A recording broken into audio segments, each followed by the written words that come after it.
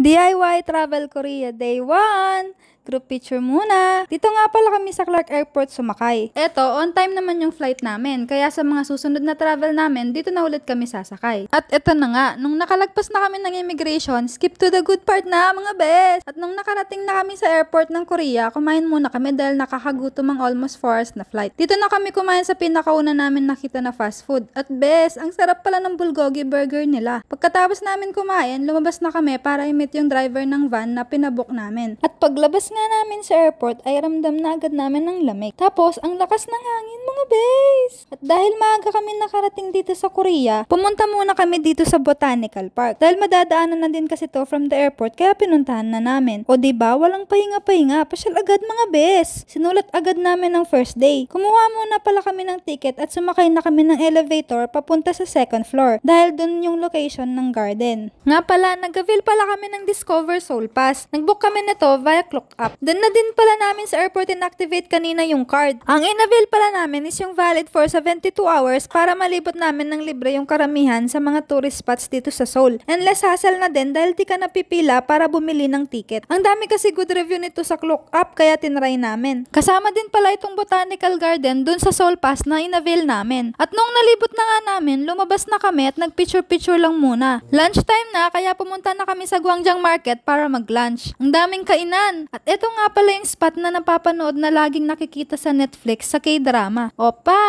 Kaya lang ang daming pila. Mag-takeout na lang sana kami ng noodles para matikman din namin. Kaso di pala pwede i-takeout yung noodles kaya kumain na lang din kami sa iba. After kumain, nag-decide na kami na umuwi muna sa hotel para makapagpahinga. Yung hotel pala na nabook namin, malapit lang din siya from bus station. Mga 15 minutes walk lang. Okay din pala yung room ng hotel na nakuha namin. Sakto lang ang size at comfortable naman. Kinagabihan naman, lumabas kami para maghanap ng nearest restaurant for our dinner. Naglakad na lang kami kasi malapit lang naman at masarap naman maglakad dahil malamig. Kaso, nakasara na pala mga restaurants, kaya naman bumili na lang muna kami ng makakain sa convenience store. That's it for our day 1. See you on our day 2!